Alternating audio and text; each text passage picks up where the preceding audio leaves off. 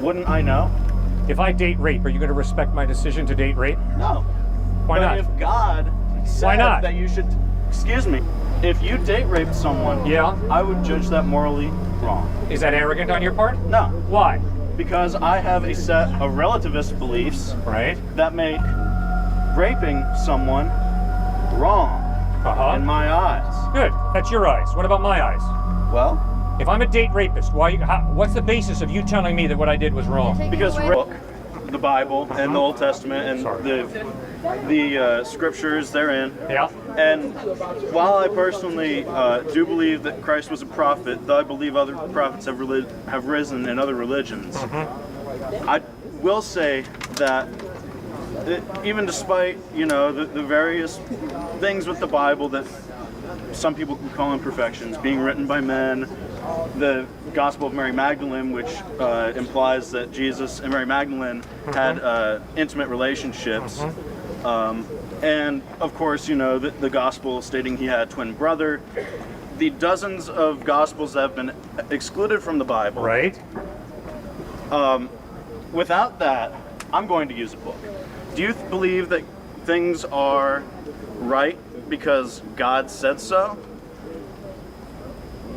I only know of 4 options in answer to that question. The powerful define right and wrong, King Arthur and his knights. All right. Secondly, culture defines right and wrong. American culture, South African culture, Nazi culture. Okay. Third option, the individual defines right and wrong. Right. You do, I do. Fourth option, God defines right and wrong. If one of the first 3 options is correct, then obviously morality is relative, which means it just depends upon which powerful person or which culture or which individual you're talking to, because we all have disagreements and nobody's right, nobody's wrong, it's relative. I will say that's a very simplistic way to look at moral relativism. But if there is a God, Please, then it's possible that there are objective morals, All right. because there's a will prior to the human will that will's good. Do you believe in that fourth option? All right. I've been reading about this in my philosophy class. Good. Way to read. So, would you say that God, once again, defines what is right and wrong, or do you believe that God sees what is right and wrong and tells us? Good question. I am convinced that God's character is good. Therefore, goodness is defined throughout eternity by the character of God. So goodness and moral values stem from God's Character. persona. Right, his character. Correct. All right, so under that, that would be not divine command theory, but the argument of divine perfection, correct? Where God is a perfect entity, and because he is a perfect entity, he is able to be the scale by which we judge morals, correct? Incorrect. The Okay. Bible never says God is a perfect entity. All right. When the Bible talks about the perfection of God, it's talking about his character. Right. His character is perfectly good. So his moral Right? character Yes, sir. is perfect. Right. All right. So here, I'll get to that though. I'll get to that. Well, I'll answer that if you want me to, but go ahead. So, if God's character is perfect, Right? Perfectly good. then his decisions are arbitrary. What does that mean?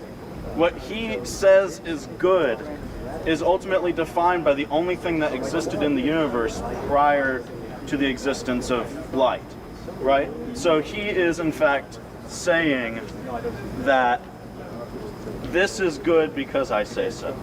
Based, of course, on what you call a perfect character. But how can we have, if all you ever knew, let's say I had a daughter, the feral child, right? Have you heard of that? There was a most likely developmentally delayed girl who was kept in her room, chained to her bed, and had her food switched out once a day, her waste taken out for 10 years. That 12, excuse me. But regardless of that, if all you ever knew was Let's create an imaginary person named Jebediah. I don't care what his name is. John. Sure. We got a guy named John. All that I have ever known was John. He came into my room every day for 12 years. He fed me. He took out my waste. Was that right, what John did, though, by chaining me to that bed? Do I know otherwise? Because you have complete power, or you have a perception of moral perfection, how does that justify how can we be sure that God is really moral perfection? Is there an objective morality that is perhaps different from God's? And what about another book? There are lots of books. There's the Book of Mormon, there's the Hindu scriptures, there's the Buddhist scriptures. There are, I could go on, we don't need me to. Why are those other books not correct? Is my belief in God less valuable than your belief because I don't believe that Christ is the Father, Son, and Holy Spirit? Am I allowed to not believe in the correct objective morality? What part of objective morality could I not understand myself if God has already defined it? Wouldn't I know? If I date rape, are you going to respect my decision to date rape? No. Why not? If God said Why not? that you should, excuse me, if you date raped someone, Yeah. I would judge that morally wrong. Is that arrogant on your part? No. Why? Because I have a set of relativist beliefs Right. that make raping someone wrong in my eyes. Good. That's your eyes. What about my eyes? Well, If I'm a date rapist, what's the basis of you telling me that what I did was wrong? because away free will. rape is taking They don't away have free consent. will. So what's wrong with that? That's not the choice for you to make. What's wrong with that? Well, what is wrong with that? You tell me. You've been talking about it quite a bit. Good, I'll tell you exactly what's wrong with it.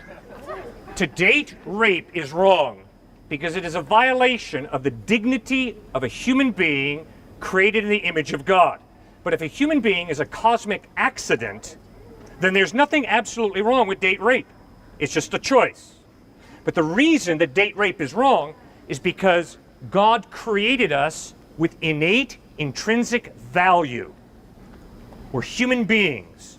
And to denigrate a human being by date rape is absolutely evil. Not because I'm smart, not because I'm an altruist, but simply because a human being is created by God and it's a violation of the dignity of that human being. There are quite a few people who would say that humanism is an adequate response as to why someone's free will, their human safety, their right to life, liberty, and property, if you would like to refer to Locke. Yeah. There are quite a few people who say that simply existing as a collection of atoms that know we are atoms Yeah. is sufficient reason, and that our consciousness is real to us. Good. Good. And my consciousness is furthermore, real to me. there are And quite therefore, a if I many- want to jerk this chain off his neck, I have a Sir, right to do what I want. You asked me not to interrupt you. I would ask the same. All right, for you. I'm sorry. So, there are many popes, for example, who have been quite humanist. Pope, I believe Nathan II, but I probably got the name wrong. I know it starts with an N. He was a Renaissance pope. Yeah. He believed that the human experience matters, right? That being on this earth is in of itself justification, that our only goal is not to go to a floating city in the clouds, but that we need to not only pursue morals for fear of going to hell or anything like that, we need to pursue morals because right here and now they matter. I Yeah. hold the same view, but I Yeah. have the omission of the belief that Christ is Father, Son, and Holy Spirit. Okay. What makes those beliefs different? Is it because I don't believe that I'm objectively wrong? Or is it because... What? Well, I don't have the faintest idea, sir, why you believe what you believe. That's for you to tell. I don't know. Well, can you explain to me then how Christ is different from the book I wrote in 5th grade about how the world came to be? Can you tell me that? You know, I Sure, I even can wrote tell it you about that. a real person. He lived a sinless life. You and I have both blown it. He taught amazing ethical teachings. He died a death on a cross, loving and forgiving his enemies. Right. And 3 days after he died, he rose from the dead. I promise that if you die and rise from the dead, I will listen very carefully to everything you have to say. All right. He died, he rose from the dead. That historical resurrection sets him apart as totally unique, totally different from you and me, from every prophet, every teacher, every philosopher, be it John Locke or whoever, Bertrand Russell, that has ever lived. Does that make any sense? My book was about Chuck Norris raising from the dead after being killed by some zombies. And it sounds like the same thing. Yeah. If you can find like a YouTube video of something, or of Jesus rising from the grave 3 days after, Yeah.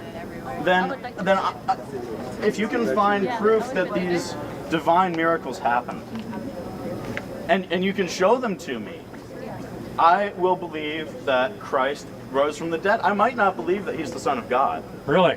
unless God comes to me and tells me so. Don't you know what you can do with video? Haven't you seen Forrest Gump? Well, You actually think that Forrest Gump spoke to President Kennedy because it's on tape? Something like that produced Come on, too. buddy, think. Think. That's ridiculous. That's a ridiculous line of thought you've just In taken. absence of any video whatsoever. Yeah, you don't have any video of George Washington being first president of the United States. You have no video of Lincoln being assassinated by John Wilkes Booth. Historical knowledge, sir, is not based on video. Hate to tell you that, it's not based on video. It's based on people that The trustworthiness of eyewitness testimony. Wait, so do you believe that Not anything based that on Good. eyewitness Then throw out Washington's first presidency, throw out Lincoln's assassination, throw it all out, because you don't trust it. That's intellectually naive. You were saying earlier that we're all given the choice with evidence to believe or not to believe. But what if I argue that I haven't been given enough evidence? And then at Judgment Day, that's when, Christ comes down and says, okay, now you can decide through evidence. Right. So what's the incentive for anyone to live a life of Christ if they'll have that same opportunity on Judgment Day? Good question. Darian, can you give me a second, brother? And if I don't feel like there's enough evidence, Right. then what's the difference between me and a citizen of Papua New Guinea or something where they haven't been exposed to that evidence? All right. So what's the difference? You bet. Okay, now notice, listen to what you've said. You've said the reason you cannot accept Christ is because of lack of evidence. Right? Yes. Right? Okay. Which implies, before you can believe someone, you have to have X amount of evidence. Because Christ does not meet X amount of evidence, you can't believe in him. Correct? Yeah. Okay. Now, Darian, you play football here? Used to. Used to? I met Darian last year when I was here. Twice this year, he's called me up on the phone to encourage me. All right? I don't have all the evidence in the world, but I have enough evidence to trust him. Okay? You're raising a great issue. How much evidence do I need that he's reliable before I trust him? Your argument is that you're trusting another human being with Right. your wallet, Right. whereas me trusting a higher being that I don't feel like I have enough evidence to believe in with eternity are two very, very different things. I agree. So I agree. I don't agree with the logic that you're using to apply to the logic that I'm questioning. Okay, then you've missed my point. My I point don't is, think I've missed your point. Your point is that in order to make that leap of faith, we should be able to make that leap without full evidence that Jesus Christ existed in order to save us, and that God is, his Father and is existential and all the rest of that. I mean, I grew up in the Southern Baptist Church, so I understand that logic, but I also understand through science that there's scientific methodology, and taking that leap of faith completely counteracts my idea of scientific methodology. I believe in science and I believe in evidence. And like I said, I don't have enough evidence to make such an enormous leap that I trust, if I even have an eternity, I don't have enough evidence to make that leap to trust an entity that I don't know exists with my eternity. okay. The point in my illustration is not anything about Jesus or God. The point of my illustration was I can't prove him. I can't prove that he's not going to take my wallet and hightail it. But I have enough evidence to trust him with my wallet. Right, and I don't have enough evidence in Jesus and God to trust him with my eternal life, if there is one. Okay, good. But notice what you're saying. You're saying because X amount of evidence has not been met by Jesus Christ, I cannot trust him. Right. Which obviously means you have found an alternative that is far more supported by evidence than Christ is. Absolutely. Good. What is that alternative? And what's the evidence that that alternative is reliable? Okay, so but there's the point is I don't have a static way of believing. The reason why I'm standing here right now, even though I don't necessarily believe in Christianity, is because I like to absorb as much information as I can to make my own decisions on how to live my life and maybe in vain figure out what might happen to me when I die. But I don't believe in one static way of thinking. I believe that everyone has their own faith. Fine, I believe that there is a possibility of a higher being, and I'm not ready to call that God. I'm ready to call that a higher energy. Okay. But I think that Christianity, among many other man-made religions, narrows the focus too small. Okay. But ma'am, I didn't put these words in your mouth. No, You said to me, there is not enough evidence Yes. for God and for Jesus. I respect that.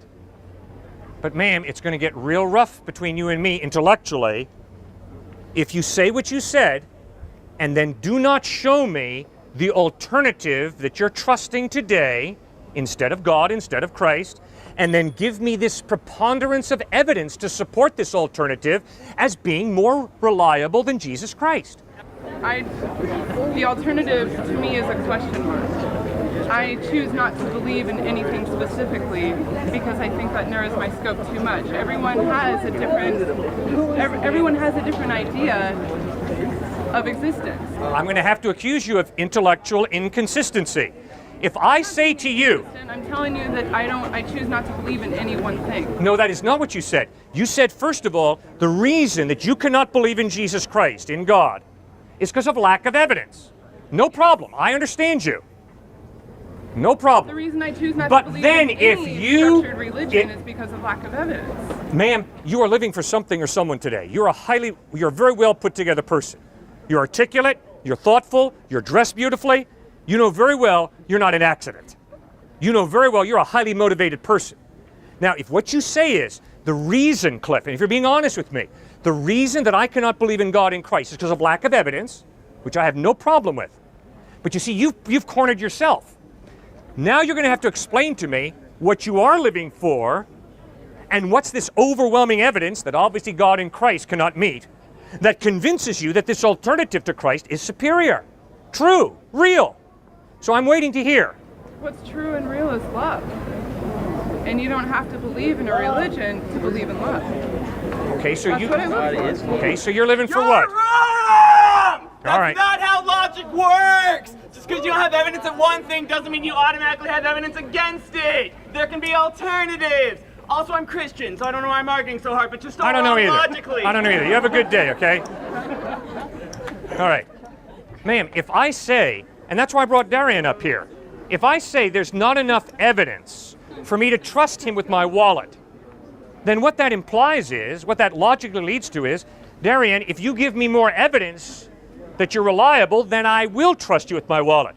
But if there's not enough evidence, I'm not going to trust him. And the same thing is true with God, with Christ. That's the conundrum of trust, though. You can never have enough evidence to be able to trust that another person won't do something that you didn't predict. Then you will lead a very lonely life. I'm not lonely. Because you cannot prove to me that your roommate is not going to stick a knife in your back tonight. It is possible. But hopefully the evidence is your roommate is not going to stick a knife in your back when you lie on your bed asleep. And hopefully that's some fairly solid evidence. You can't prove it. Anything's possible. That's the way you got to live your life, man. You don't base your life on proof. I don't base my life on proof. But you better base your life on evidence, otherwise you're going to get your lunch eaten for you. You should just love people. Okay, fine. You should just love people. Well, then what is love? What is love? Love is trust. Just love people. What does that mean? What does that mean, just love people? See, if there is no God, love is just a chemical reaction. That's highly possible. Okay. By science, that's possible. I don't reject that either. Uh-huh. Which means a free decision for me to care for you is impossible. If there is no God, all of reality is matter and energy evolved to a higher order. Maybe. So I just do what my biochemical reactions between my ears program me to do. Maybe. Okay, so then why is date rape worse than respecting a woman? If my biochemical reactions, if I have a very high testosterone level, why should I not date rape? If that's what my biochemical reactions program me to do, why should I not do that? That's not just Physical consequences in the outside world. Yeah, well, only dumb people get caught by the police. It also has to do with Smart people get away with whatever they want to get away with. They cover their tracks real well. Ma'am, all you got to do is see the movie Crash. That's all you got to do. Just watch the movie Crash, all right? It won the 2005 Oscar, right? And Matt Dillon plays that white police officer, right? And he's a racist guy, and he sexually abuses a black woman, and the next day, there's a car overturned on the highway. He wants to free the person trapped under there because the gas is coming down the road and the flames are coming. So Matt Dillon crawls underneath the car. Suddenly the person looks him in the face, and it's the woman he has sexually molested the night before. She screams in horror. His buddies are saying, "Get out of there, get out of there." So biochemically, in terms of instinct, everything is saying, let her blow up, you won't have to go to court and get prosecuted, and save your backside because the gas and the flames are coming. But instead of deserting that woman and letting her blow up, that white racist police officer does what he should do instead of following his instincts. That demands a value of justice, a value of love. That is not an instinct. It's not a biochemical reaction. It's a free decision. Just the safety net that people create for themselves, you know, psychologically, to know that something is created for the sake of, you know, existing. No, things just happen. Things you know? just happen. Things just happen. Fine. It wasn't just created out of intelligence. It was not created by intelligent design. I know that. Good. Chemistry. Wait, I mean, that's a great point, sir. I love your thinking. Guys, things just happen, so don't study for your next exam. Just go into your next exam and allow the real you to just happen all over the exam paper. And I tried to play basketball in college. And you know, it's a nice idea that it takes talent to put a ball through a hoop 10 feet above the ground, but really in reality, things just happen.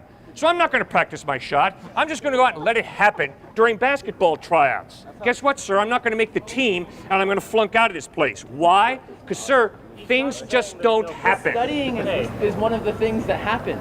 Oh, yeah, good. Very good. People believe that the earth was created in a way to help, you know, cradle us into where we are now. No, it's just sheer luck.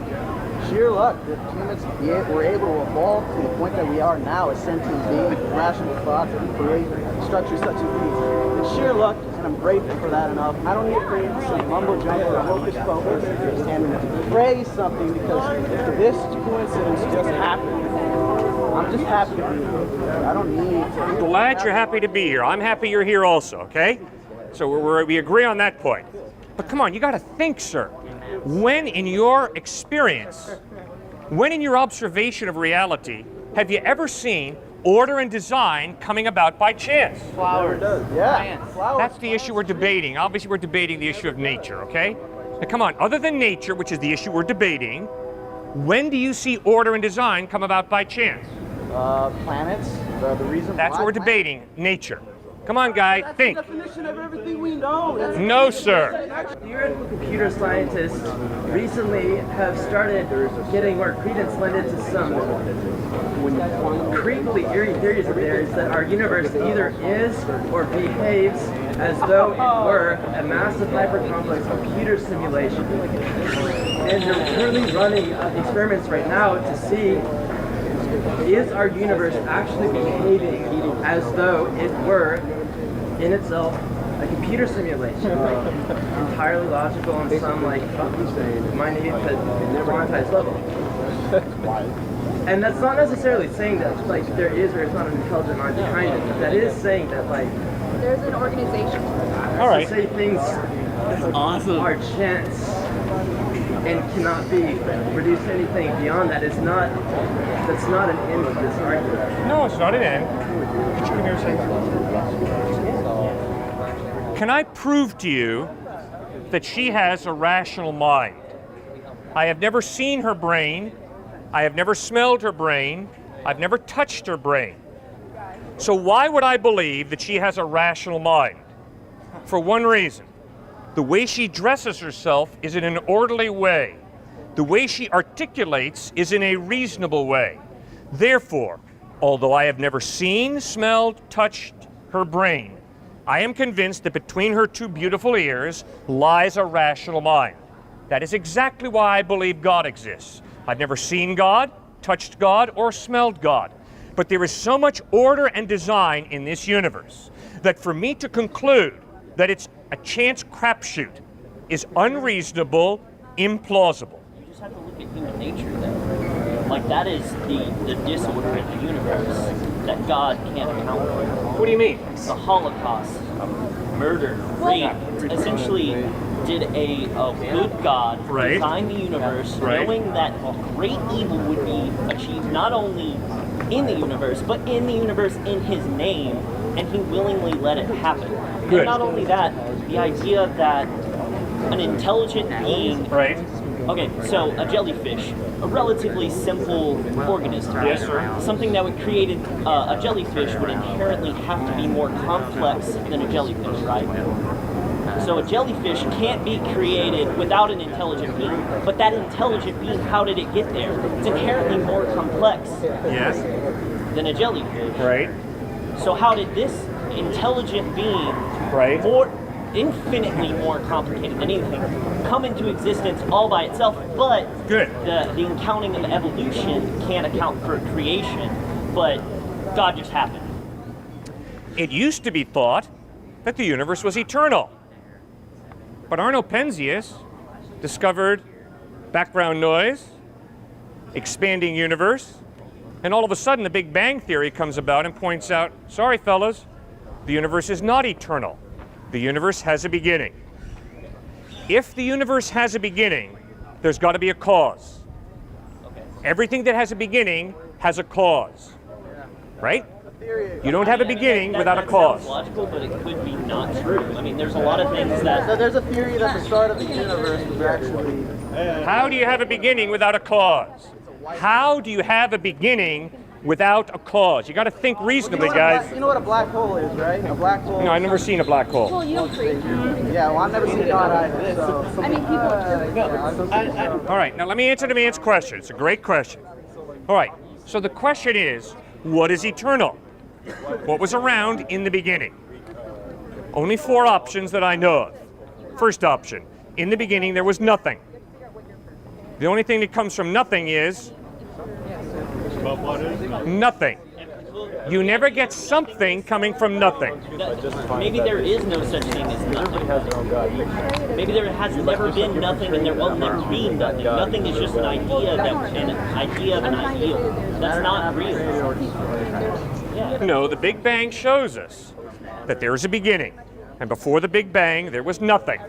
But there's a theory that I don't think science shows that at all. There's a theory that the Big Bang was just a white hole. It was another universe through a black hole, putting all this matter into a singularity, and that singularity popped out somewhere else and turned into what we know as the Big Bang. Second option. In the beginning, there was matter and energy.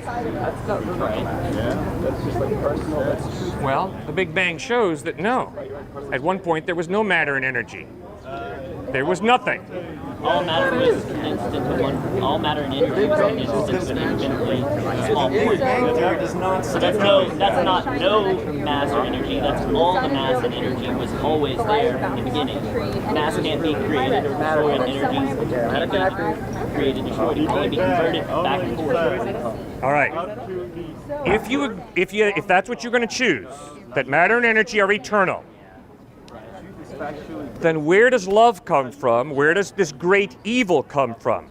You acted as if evil was real when you, with such moral outrage, talked about great evil. Different from professing that it has a psychological being behind it, namely Lucifer. That there is some being creating it rather than it is a byproduct of our nature. I mean, there's altruism. I mean, I am an atheist, I'll straight up say it, and I believe in goodness, but not goodness as a thing, Right. goodness as an ideal. Okay? So who creates goodness? We do. Good. Then if that's true, what you say, that we create goodness, what do you say to the Nazi who gasses Jews? What do you say to the white South African with his apartheid? What do you say? And they misconstrue what good is. According to who? According to common decency. Common decency. Who defines common decency? Society. So if you happen to live in America at the time of the Dred Scott decision, you happen to be African American, society says you're 3/5 the value of white folks. Yeah, Are you sure that you believe that society or culture defines a moral absolute? A moral It's absolute? impossible. I don't believe in a moral absolute. Well, you sure acted like it when you talked about great evil. But there's just common sense. Just Little common kids sense. can look at. Are we talking about white South African common sense, or are we talking about Nazi common sense? Or are we talking about Adolf Hitler's common sense or Mother Teresa's common sense? Whose common sense are we talking about? Common sense isn't universal. But Good. it changes with time. And it changes depending upon who you're talking to, Right. that doesn't which mean means that it's all idea- relative. Mother Teresa's not more correct than Adolf Hitler. Adolf Hitler's not more correct than Adam Smith. Friedrich Nietzsche's not more correct than Jesus Christ. It's all relative according to your worldview. No, you're putting words in my mouth. No, I'm not. I'm taking your thinking to its logical conclusion. That's all I'm doing. Yes, I am. Nietzsche did it. Camus did it. Sartre did it. Logical being would just beautiful ears wouldn't matter. Exactly. Logically, experience, that doesn't you can't make it say any that better. Mother Teresa Like shit, I saw aliens. That are doesn't the make same it. thing just because There's no logic in moral. Oh God. There's no death is not warranted. Death is not Warranted? According to who is death not warranted? What do you mean? I get to say that. You know exactly what I mean. What I mean is, if I was a moral relativist like you are, I would have to have the intellectual honesty and consistency to admit I'm not right, you're not wrong. I'm right for myself, you're right for yourself. That's what relativism is. It's similar to, do you like beans or broccoli? It's just a taste. Do you like murdering people or raping people or feeding hungry people? It's just a personal taste. That's all it is. That's ridiculous. No, it's not. It's called being logically Any consistent. moral relativist would say that you can't take away another's right. That is a moral universal. Really? Defined by whom? By us as a Who's society. us? Who's us? Americans. You are an arrogant rascal because you're saying my definition of right and wrong is the right one. All you other guys, you're all wrong, but I'm right. Give me a break. The idea is that God asks for blood. Like, how barbaric is that? No, it's not barbaric at all. It's extremely barbaric. It is because not. this man did something wrong, I have to pay my blood for that. No. His own son's blood. You don't have to too. pay for anybody else's wrongdoing. You got to pay for your own wrongdoing. I got to pay for my wrongdoing. No, Jesus had to pay for our wrongdoing. He didn't have to. He freely chose to. No, he had to, or everyone was going to hell. That's not much of a choice. Jesus Christ willingly went to the cross as a sacrifice, not a suicide, not because the Father forced him to. He struggled in the Garden of Gethsemane. But it's not much of a choice. I think any rational human being, confronted with the idea that, hey, everyone you know and love is going to go to hell unless you go die on a cross, any rational, loving human being would make that decision. Really? Yeah. Really? Yeah, absolutely. How much have you sacrificed for hurting people? For hurting people? Mhm. A lot. Good. Keep going.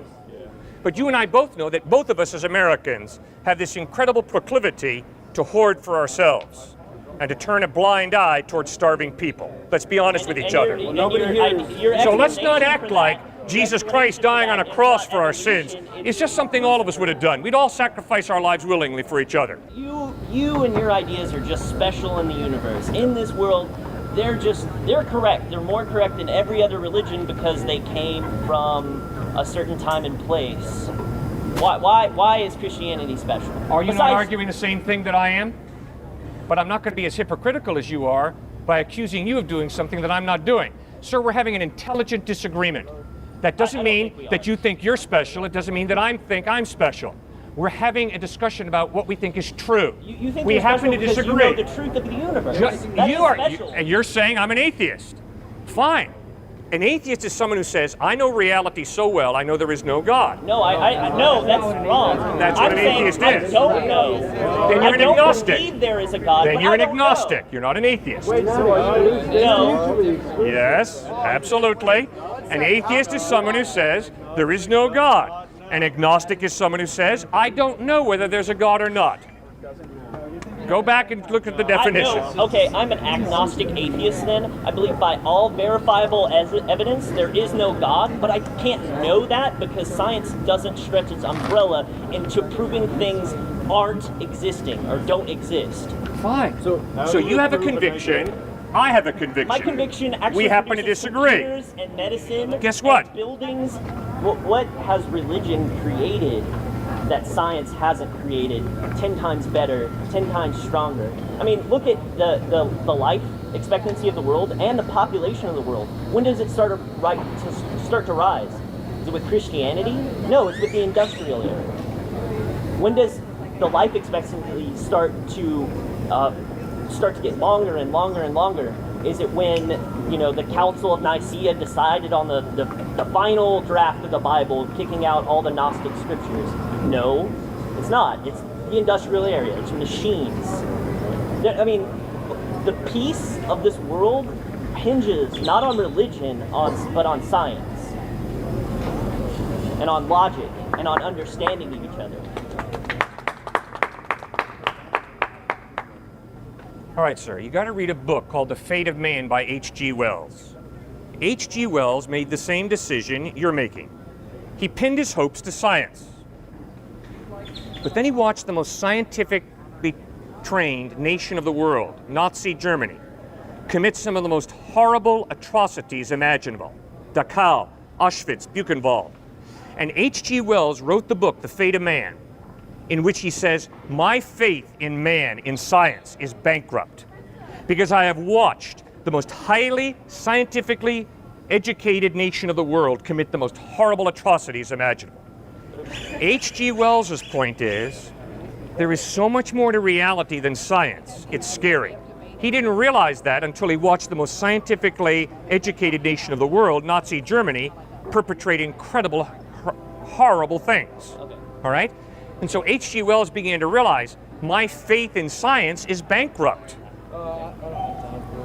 See, the question is not, when you go home tonight, how do you scientifically relate to your girlfriend or your roommate?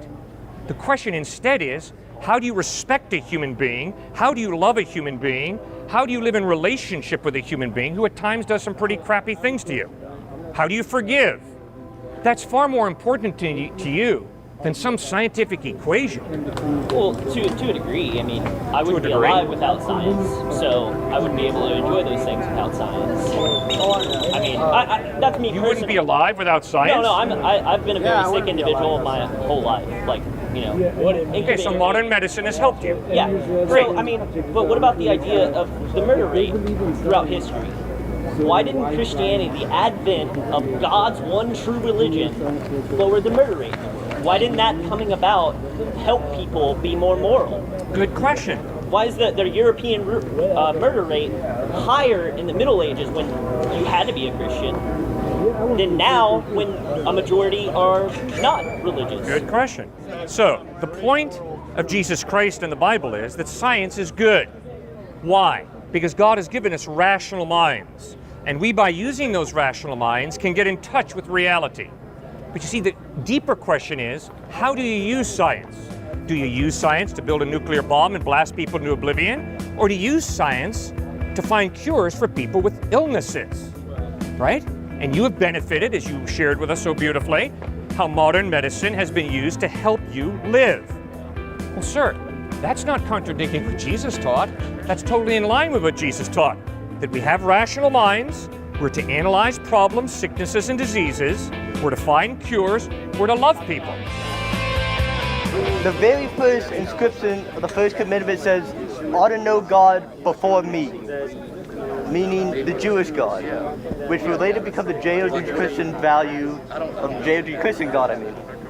Now that was roughly 2,000 years ago that inscription happened. 4,000 years before that, so 6,000 BC, ancient societies were worshiping a myriad of gods. Did this God, the supreme Lord that you worship, allow us to worship false idols for so long? Why?